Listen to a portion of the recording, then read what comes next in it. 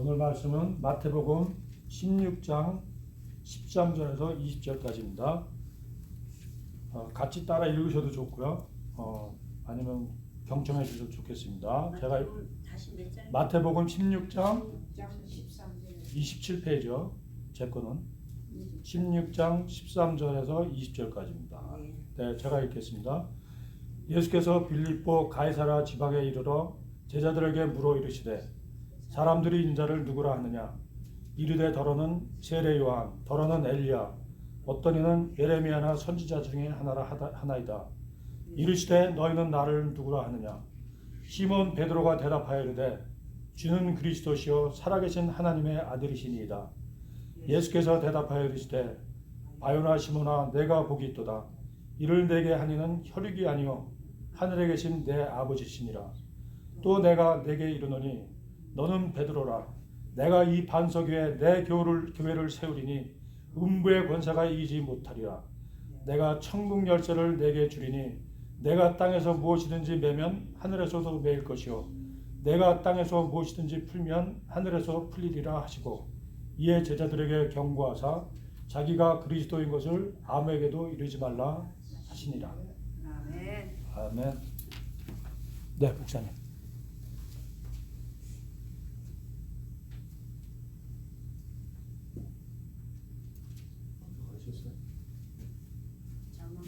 목사님 저기 하시면 앉아서 하시죠. 앉아서 하실래요?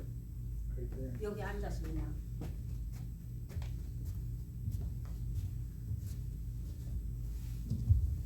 할렐루야. 할렐루야. 아멘. 목사님 힘내세요. 아멘. 여하튼 90이 다 된 노인들 설교를 하라고 초청해 주신 것이 하나님께서 아직도 쓸모가 있다고 생각한 건지 이게 하나의 기적입니다. 감사합니다. 아멘. 감사합니다. 오셔서 감사합니다. 여하튼 교회가 초청해 주신 데 대해서 우선 감사드리고요. 예. 우리 삶 속에는 기적이 많이 일어납니다. 아멘. 그 기적을 갖다 모르고 지나갈 수도 있고 그 다음에 느낄 수도 있는데 제가 설교를 초청받아가지고 어제 저녁에 가만히 생각하면서 제목은 교회 갱신에 대한 나라 이야기를 하고 싶어 명상을 좀 하다가 잠이 들어버렸어요.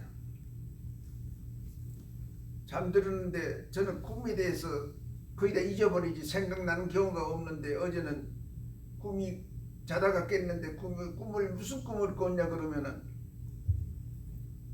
솔로몬의 성전이 바벨론의 백향목으로 지었듯이 적성이라는 소나무를 가지고 교회를 갖다가 성전을 갖다가 지었는데 너무 참 화려하고 아름답고 향기가 가득한 하나의 그런 성전을 지었어요. 그래가지고 많은 하나의 지역교회 목사님들이 축사하러 올라오고 교인들이 그냥 참 은혜스럽게 예배를 마쳤는데 그 다음에 이제 펠로십이 돼가지고 봉사하는 시간에 사람들이 서브를 다 열심히 하잖아요. 근데 놀란 것은 그 서브하는 사람들이 열린교회 교인들이야. 아멘. 그래서 깜짝 놀랐어. 아멘. 그래가지고 그러다가 또 잠이 들었는데 이어서 또 꿈을 또 깼는데 그 다음에는 토네이도가 와가지고 그냥 얼마나 그냥 비가 막 쏟아지고 그냥 바람이 부는지 그렇게 해서 아름답게 지어낸 성전에 그냥 침수돼가지고 그냥 진흙이 그냥 덤벅이 돼버렸어. 그래가지고 아이고 이게 참 그냥 걱정스러운데 성도들이 와가지고 그 마루를 닦아내고 진흙을 긁어내고 그냥 다 청소를 하는데 기쁨으로 찬송하면서 그냥 닦아내더라고요. 근데 보니까 그것도 열린교회 교인들이야.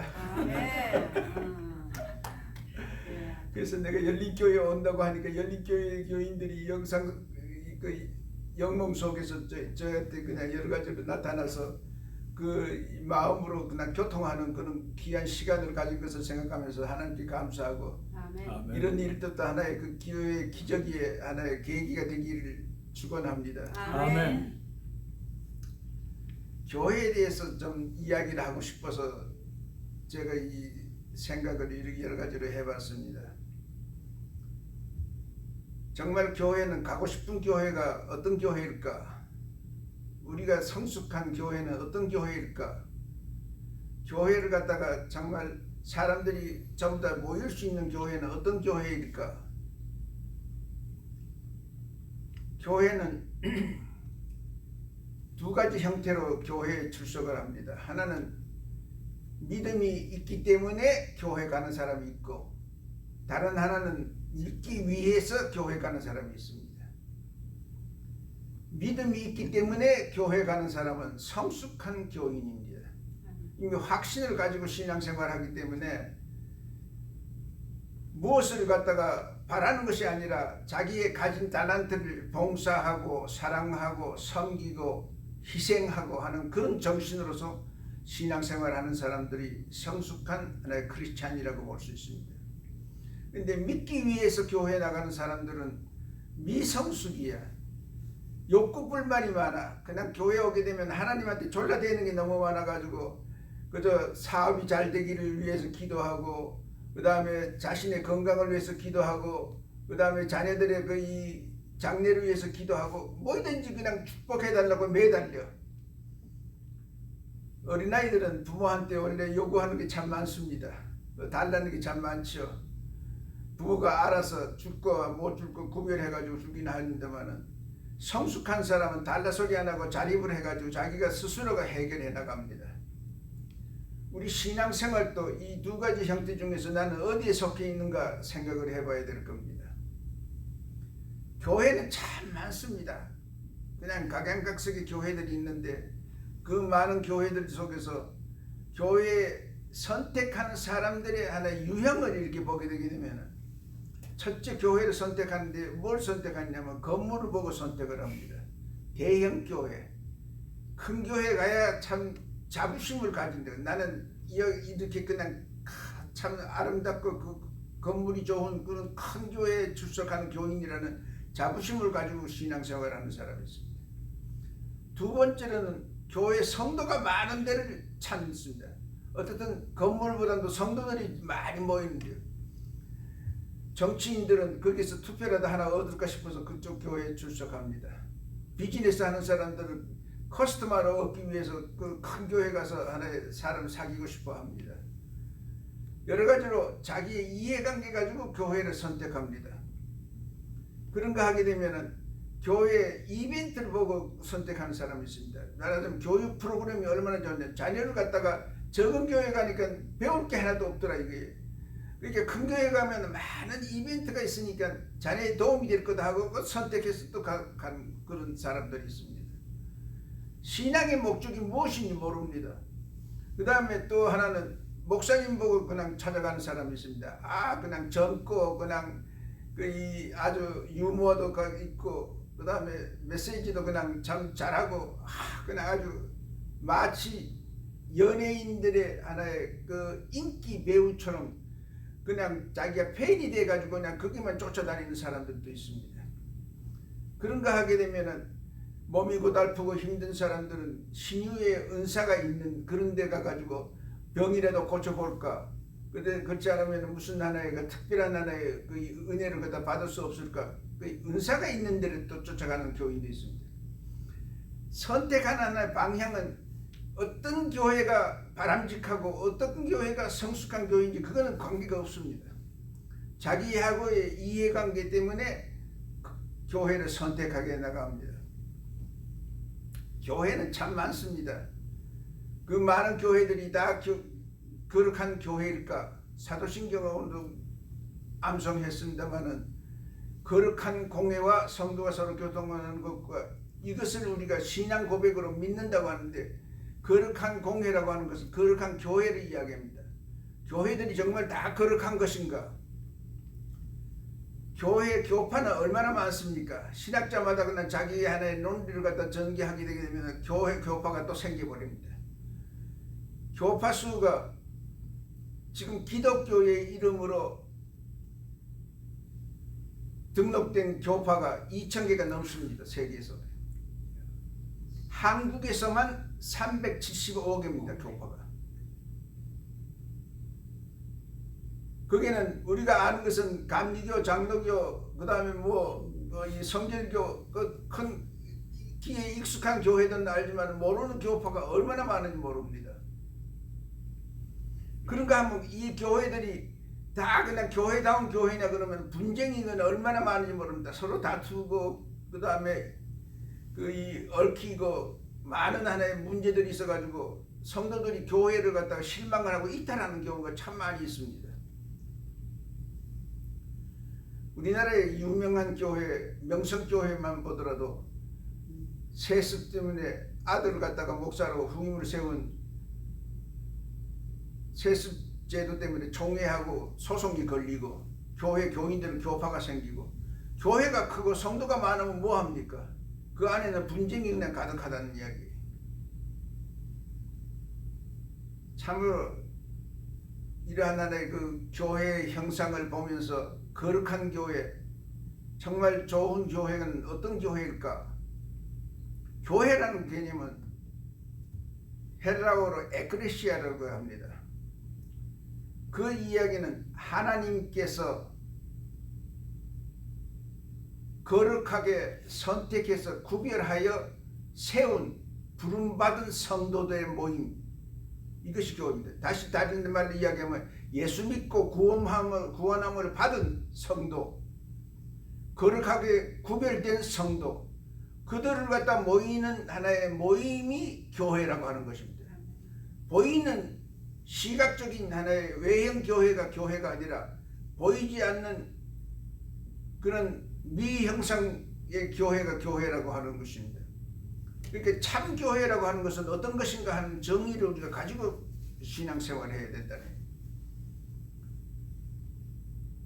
교회에 대한 하나의 유형을 갖다가 잘 표현한 것은 계시록 2장 3장에 보게 되면 7교회에 대해 유형을 만들었습니다.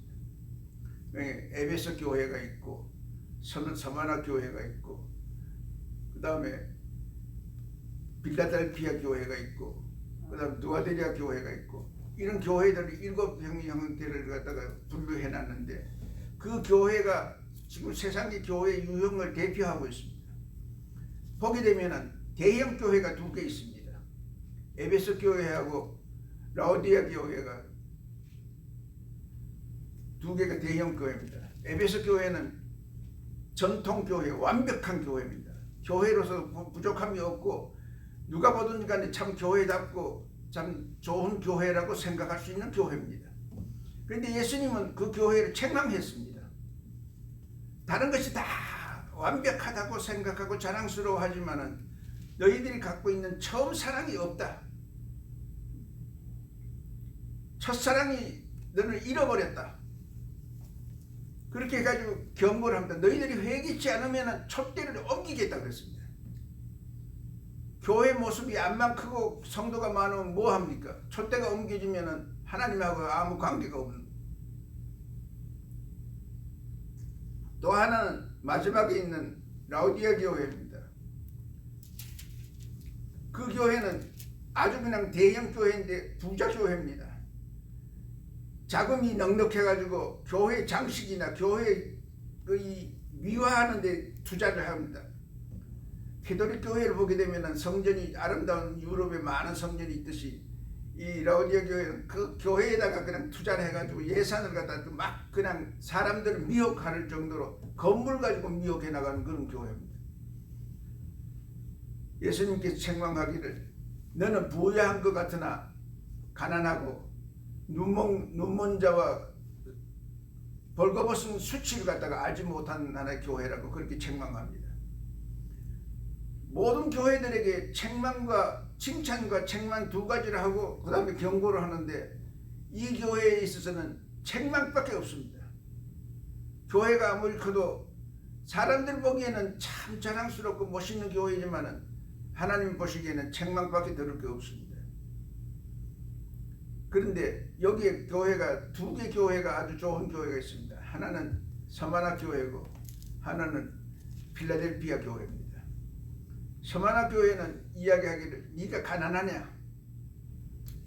보잘것없다고 생각하느냐? 그렇지만은 너는 가난한 것이 아니라 부유하다. 영적으로 너희들은 이미 풍성한 하나의 믿음을 가지고 있다. 칭찬합니다. 칭찬밖에 없습니다. 나무랄 게 없습니다. 사람의 수가 문제가 아닙니다. 칭찬받는 서만화 교회가 얼마나 참 자랑스러운지 하나님은 그 적은 교회일지라도 그 교회를 가장 칭찬합니다. 빌라델피아 교회는 연약한 것 같으나 너희들이 충성스러운 교회다. 칭찬밖에 없습니다. 경고가 없습니다. 그러나 다른 하나의 세계 버가모 교회나 다른 하나의 교회들은 이단 교회들입니다. 니고르당을 갖다가 받아들이고 이세벨의 거짓 선지자를 받아들이고 그 다음에 교회를 기업화 시켜가지고 이기주의적인 하나의 그러니까 교회가 참 많은데 교회의 형태들을 보게 되면은 사람 보기에는 좋아 보여도 하나님 보시기에는 마땅치 않는 게 너무 많은 거예요. 성숙한 교회, 정말 우리가 바람직한 교회는 어떤 교회일까? 4가지 요건을 갖춘 교회입니다. 하나는 페리금하고 다른 하나는 디다케, 그 다음에 디아코니아, 코이노니아 하는 그런 헬라의 4가지 조건이 있는데 무슨 말이냐면 페리그마라고 하는 것은 워십을 이야기합니다. 예배를 이야기합니다.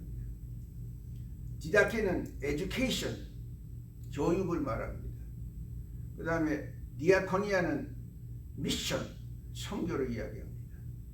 코이노니아는 우리가 잘 아는 대로 친교, 펠로십을 말합니다. 이 4가지가 교회로도 갖춰야 할 조건입니다. 그런데 이것을 교회들이 다 제대로 갖추고 있느냐 하는 것입니다. 첫째는 예배인데 워십인데 워십은 예배학상으로 분류할 적에는 월드 앤드 액트라는 말을 씁니다. 말씀과 제전이라는 말을 씁니다. 그것이 예배다. 예배라는 것은 말씀과 제전이 2가지가 겸해야 예배다는 이야기. 그러니까 우리는 설교만 듣고 예배가 아니라 말씀이라고 하는 것은 무엇이 중심이 되느냐는 십자가의 도입니다. 유대인이나 헬라인이나 그들에게는 십자가의 도가 부끄러운 것이지만은 우리 믿는 성도들에게는 십자가의 도는 하나님의 능력이 함께하는 자랑스러운 하나의 십자가라는 이야기입니다. 사도 바울은 복음을 전할 적에 나는 십자가의 도 외에는 다른 말을 하지 않았다. 그래 버립니다. 그러니까 우리가 구원의 문제나 부활의 문제나 그 다음에 재림의 문제나 내세 문제나 모든 하나의 교리가 십자가를 중심으로 해서 있는 것이지 십자가가 없으면 다른 건 아무것도 필요 없어요. 성립되지도 않고 관계성도 없어요.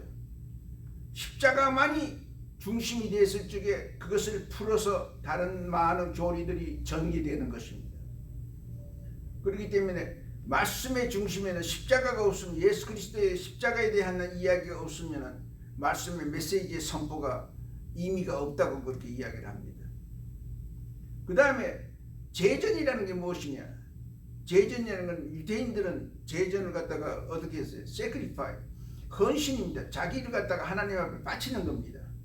그런데 사람이 죽어서 바칠 수가 없으니까 어떻게 했어요? 짐승을 잡아가지고 대신 제물로 바쳤단 말이에요. 희생제를 드렸습니다. 그게 자기가 희생하는 희생제의 대속물이에요. 신약에 와가지고 어떤 하나의 세크리파이가 있어요? 희생제가 있는. 예수께서 말씀하시기를 이후에 나의 살과 피를 기념하라 그랬습니다. 십자가에 달려서 흘리신 피, 십자가에서 찢기신 살, 이것을 너희들이 모일 때마다 기념하라 그랬습니다. 기념이라는 게 초대교회가 시작할 적에 전부 다 모여가지고 반드시 성찬을 했습니다. 예수님이 왜 십자가에 달렸느냐? 말씀의 선포는 십자가의 이야기고 그 다음에 그 십자가에 대한 하나의 기념하고 마음에 새기는 일은 성찬입니다. 교회가 성찬을 갖다가 잘 안 해요. 루터 교회나 성공회는 예배 드릴 때마다 주일마다 성찬을 합니다. 감리교도 주일마다 성찬하던 게 요즘은 또 이제 없어져 버려요. 장로교 닮아버렸어요. 장로교에서는 성찬을 함부로 받으면 오히려 죄를 짓는 것이다 그래가지고 1년에 한두 번 하고 맙니다. 그러나 예배의 본래 의미는 성찬식을 해야 됩니다. 예배 말씀을 듣고 십자가의 도를 깨닫고 그렇게 하고 성찬하면서 예수 그리스도를 기념하고 예수 그리스도와 내가 그 신앙 고백을 하면서 다짐하는 그런 신앙 생활을 해야 함으로써 바로서 예배가 온전한 예배가 되는 겁니다. 그러한 나라의 교회는 교육이 꼭 필요합니다. 교육이라는 것은 우리가 사람이 자라나는데 어린아이가 영양을 보충을 합니다. 영양을 보충해야 건강한 하나의 몸을 가질 수 있죠. 왜 건강한 몸을 가져야 됩니까? 몸만 가지면 소용이 없죠. 교육을 시켜가지고 그 사람의 그 학식이 높아지고 전문성이 커지고 사회에 대한 적응력을 그다 키워줍니다. 교육이 꼭 필요합니다. 먹는 것과 영양과 교육은 겸해야 됩니다. 그러나 한 가지 더 있는 것은 그렇게 해가지고 방치하게 되면 비대해지고 아무런 쓸모가 없습니다. 반드시 사회에 대해 기여하는 것입니다. 자기 전문성은 그러기 위해서 건강을 유지해야 되고 그러기 위해서 교육을 받고 그렇게 해서 헌신하는 겁니다. 봉사하는 겁니다. 사회에 기여합니다. 교회가 성도를 갖다 육성하는 이유가 교육시키는 이유가 바로 이 사회에 나가는 하나의 일꾼으로서의 양성을 하기 위해서 교육을 합니다. 교육은 철두철미하게 필요합니다. 그렇게 하고 그 다음에 필요한 것이 미션입니다. 미션이 그 다음에 선교를 해야 되는데 선교를 갖다 우리가 평생에 나가자 한 번도 믿으라는 말을 해본 적이 없다는 사람도 있는데 선교는 어떻게 하는 거냐? 성경에 보면요 예수님께서 제자들을 훈련시킨 다음에 선교를 보냅니다. 보낼 적에 제자들이 뭐라 그랬냐면 너희는 이방인의 길로도 가지 말고 사마리아 거울에도 가지 말고 유대인의 잃은 양들을 위해서 가라. 사도행전에 보게 되면 너희가 성령이 임하면 권능을 받고 예루살렘과 사마리아와 땅끝까지 전하라. 말이 또 다르잖아요. 땅끝까지 가야 되는 건지 유대인의 잃은 양으로 가야 될지. 그게 우리가 성경을 갖다가 배워야 되는 이유가 그 뜻이 무슨 뜻이냐는 것을 갖다 깨달아 알아야 됩니다. 이방인의 길이나 사마리아의 거울이나 가지 말고 유대인의 잃은 양이라는 걸 바로 교회에 가서 실망하고 교회에서 떠난 사람 많은 잃은 양들이 있습니다.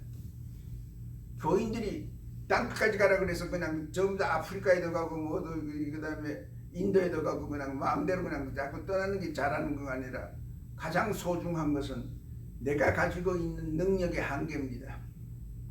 내 믿음으로서 어떤 일을 작업을 해야 되냐면 성도들이 해야 할 것은 지금 교회를 떠난 잃은 양들, 내 가족들부터 해서 친척들부터 해가지고 내 친구들 해가지고 주변에서 교회에 실망한 사람들 붙들고 같이 기도하고 눈물 흘리고 사랑으로 협력해서 그들이 교회로 돌아오게 만드는 게 잃은 양을 갖다가 회복시키는 사도행전에 의한 권능을 받고 사마리 땅까지 가는 건 사도들입니다. 베드로가 성령이 임해가지고 권능을 받으니까 하루에 3,000명을 회개시키는 역사가 일어나듯이 요즘은요 이 교회에서도 유튜브를 한다고 들었습니다. 이제는 사람들이 가는 게 아니라 정말 하나님의 형상을 나타내는 사람들에 대한 모습을 전달하게 되면 선교가 얼마든지 됩니다. 우리가 성령을 임하면은 우리가 권능을 받고 사마리아 땅끝까지 갈 수 있다는 사마리아 땅끝이 결국은 어디가 사마리아 땅끝인가를 우리가 제대로 확신해가지고 알아야 될 것입니다. 그 다음에 코이노니아 친교에 대한 이야기입니다. 코이노니아 친교는 우리가 흔히 교회에서 그냥 식사 나눌 수 있는 시간이 친교 시간이라 그래가지고 그렇게 하지만 그것도 친교입니다. 물론 사랑의 교제입니다. 그러나 친교의 가장 하나의 목적은 선한 행실을 하는 데 있습니다. 선한 행실. 선한 행실이라는 게 뭡니까? 안 믿는 사람도 선한 사람 참 많아요. 법 없이 산다는 사람 참 많이 있어요. 그런데 안 믿는 사람의 선한 사람하고 예수 믿고 선한 사람의 차이가 뭐냐? 예수 믿고 선한 사람은 사람이 변해버렸어요. 본질적으로 변해버렸어요. 안 믿고 예수 선한 사람은 하나님을 나타낼 수가 없어요. 그들 속에는 하나님의 형상이 없어요. 그러나 예수 믿고 선한 사람이 된 사람은 그 사람에게서부터 예수님의 모습을 볼 수가 있고 하나님의 형상을 볼 수가 있어요. 그게 거의 같이 똑같이 착한 사람, 선한 사람이 될지라도 차이가 거기에 있습니다. 우리가 예수 믿는 것은 나로 하여금 사도 바울이 이야기했듯이 내가 사는 것은 내가 사는 것이 아니라 내 안에 그리스도께서 사시는 것이라. 정말 산다는 것은 그리스도를 내 몸에서 풍길 수 있는 향기를 낼 수 있는 그러한 삶을 이야기를 합니다. 그게 크리스찬입니다. 그렇기 때문에 이 선한 행동을 한다는 것은 결국은 우리가 성령이 우리 안에서 내주하시면 그 성령이 이끄시는 대로 행동하는 것입니다. 예수님께서 하신 말씀 중에서 구제할 적에 어떻게 하라 그랬어요? 오른손이 하는 것을 왼손이 모르게 해라. 그러니까 근데 또 다른 구절에 보게 되면은 너희가 선한 행위로 통해 가지고 하나님의 영광을 나타내라. 그 말씀을 하시기 전에 등장 위에 있는 그 불을 갖다가 비유하십니다. 그 불은 등잔 아래에 두지 않고 위에 두면서 온 사방을 갖다 비치게 한다. 그렇게 자기의 선한 행동을 나타내서 하나님의 영광을 드러내라.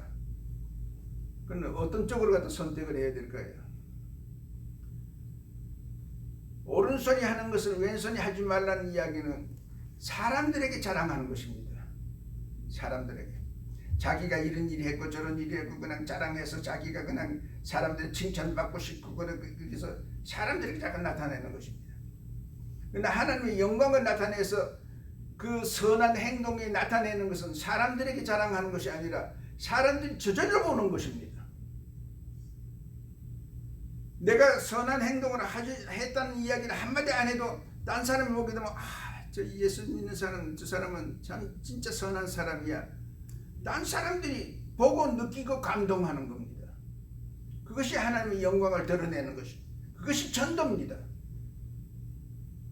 전도하는 게 예수 믿으라고 이야기하는데 아이고 예수 믿으라 그러지 말고 너나 옳게 믿으라 그러고 도로 욕 먹는 사람이 되지 말고 예수 믿으라 소리 안 해도 그 사람에 대해서 내가 참 착한 행위로서 선하게 대해주면 그 사람이 감동을 받아가지고 예수 믿게 되어 있습니다. 왜냐하면 신분이 나는 예수 믿는 사람이기 때문입니다. 예수 믿는 사람이 하는 행동 보고 나도 예수 믿어야 되겠다고 하는 그것이 하나의 성경입니다. 그러니까 뭐든지 인위적으로 하려고 하게 되면 참 힘들어지고 그 다음에 위선에 빠집니다. 아무 생각 없이 성령이 내주하시면 저절로 우리는 선한 사람이 되고 거룩한 사람이 되고 잘 믿는 사람이 되어버립니다. 성령이라는 개념에는 예수님께서도 이런 말씀하셨습니다. 네가 칼을 칼집에다 꼽아라. 칼을 빼는 자는 칼로 망한다. 다른 구절에 보게 되면 마태복음 구절 보게 되면 뭐라고 이야기했냐면 네가 칼이 없느냐? 칼을 구해라. 네 겉옷을 팔아가지고 칼을 사라 그랬습니다. 어느 쪽을 받아들여야 돼요? 칼집에 칼을 꼽으라는 것은 세상사입니다. 결국은 분쟁을 하지 말라는 이야기죠. 칼이라는 것은 굉장히 위험한 것이고 사람을 갖다 미워하는 것이고 그 다음에 분쟁하는 그런 하나의 요인의 하나에 비유해서 칼이라는 말을 씁니다. 그러나 칼을 사라고 하는 것은 그 칼은 분쟁을 하라고 하는 칼이 아닙니다. 에베소서에 보게 되게 되면 에베소 6장에 사람들의 하나의 그 무장하는 크리스찬들의 무장하는 모습을 갖다가 설명한 게 있습니다. 머리에는 구원의 투구를, 가슴에는 의의 흉배를, 허리에는 진리의 허리띠를, 믿음의 방패를, 그렇게 하고 날카로운 성령의 검을 그랬습니다. 검이 성령을 상징합니다. 그래서 예수님께서 말씀하시기를 내가 평화를 주러 온 줄 아느냐? 칼을 던지러 왔다. 그 칼이 분쟁을 하러 왔다는 이야기입니까? 아닙니다. 피스메이커들이 기독교 운동에 피스메이커가 굉장히 많이 있는데 사람들이 평화를 만들 수가 없습니다. 평화라는 이야기를 제창하는 사람들이 스스로 분쟁을 만듭니다. 하나 예를 들게 되면은 우리 한창 한일 문제 분쟁의 요인이 되는 감정적인 요인이 되는 평화의 소녀상이 있습니다. 저는 그분들에 대한 하나의 그 보상과 이런 일들은 철두철미하게 국가가 도와줘야 된다고 생각하지만 평화의 소녀상이 아니라 그것 때문에 분쟁의 소녀상이 되거든. 평화라는 이름 뺐으면 좋겠어요. 차라리 그냥 보복의 소녀상 그렇게 하고 그냥 결국은 평화라는 건 사람이 만들 수 없다는 이야기입니다. 평화란 말을 함부로 쓰지 말라는 이야기입니다. 사람이 변하면 평화는 저절로 옵니다. 예수님께서 다른 복음서에 보게 되면 이렇게 기록한 게 있습니다. 내가 평화를 주러 온 줄 아느냐? 불을 던지러 왔다. 그것도 이제 분쟁을 이야기합니까? 아닙니다. 오순절날에 성령이 불과 같이 임한 것처럼 불이라는 것은 성령을 의미한다. 그 불이 너희에게 붙었으면 나는 얼마나 좋을꼬. 예수님께서는 그렇게 하십니다. 성령의 불이 붙기를 원하는 것입니다. 성령의 불이 타기를 원하는 것입니다. 가르치는 동안에는 그렇게 이야기했지만 결국 그 성령은 보혜사 성령을 보내주셔서 오순절에 성령이 임하고 오늘은 성령의 시대입니다. 성령이 아니고서는 주를 고백할 수도 없고 성령이 아니고서는 우리가 아무것도 할 수가 없습니다. 성령에 의존해서 성령의 뜻 안에서 살기를 원하는 것입니다. 교회는 교회 일을 하는 사람과 교회 일을 하는 사람이 있습니다. 목사님들이 모여가지고 이 총회 같은 데 모게 되면 합숙하는 경우에도 호텔에 이제 한 서너 명씩 이렇게 넣어가지고 합숙합니다. 한 방에 4사람이 합숙을 했는데 한 분이 물어봤습니다. 당신 교회는 하도 교회를 자랑하는 게 몇 명이 됩니까? 한 5천 명 된대요. 아, 이거 대형 교회죠. 그러면 교회 일을 하는 사람은 몇 명이니까 한 1,500명 된다 그래요. 일꾼이 좀 더 집사고 장로고 그 다음에 뭐 각 기관장이고 그 다음에 두 번째로 우리 교회는 그렇게 크지는 않지만은 한 1,500명 교회인 나온다. 그럼 교회 일하는 사람 몇 명입니까? 한 800명이 한 반이 교회 일한다. 또 한 사람 있습니다. 당신 교회는 우리 교회는 교인 수도 없고 보잘것도 없어요. 누구라 그러고 보시거나 한 7, 80명 모이는데 100% 다 그냥 봉사합니다. 교회 일이라고 하는 것은 직임입니다. 성가대 한다든가 혹은 그 다음에 재직으로 봉사한다든가 하는 어떤 자기의 맡은 일에 대한 일을 하는 사람들이 직임을 갖는 것이 교회 일입니다. 교회의 일이라고 하는 것은 보이지 않는 교회, 성도의 교제입니다. 사랑을 나누는 것입니다. 그렇기 때문에 교회 아침에 왔다가 그냥 예배 마치고는 그냥 인사도 없이 그냥 훌쩍 가버리면 그 교회 일을 하는 사람 아니죠. 지금은 그때 교회 문 앞에서 그냥 집사님들이 그냥 붙들고 그냥 악수는 해주지만 악수도 그냥 거의 다 형식적으로 그냥 한번 악수하고 다 떠나버려요. 사실상 부둥켜 안고 따뜻하게 사랑을 나눌 수 있는 것은 대형 교회에서는 볼 수가 없습니다. 그래서 예수님께서는 서마나 교회나 필라델피아 교회처럼 적은 교회, 연약한 교회가 사랑으로 뭉쳐 있는 것을 보고 칭찬하고 그 다음에 보상을 약속해 주시는 줄 알아요. 우리 열린교회가 굉장히 연약합니다. 가난합니다. 그렇지만은 실망하지 마세요. 아멘. 예수님은 아멘. 이런 교회의 믿음을 보시고 칭찬한 줄 믿습니다. 아멘. 기도하겠습니다.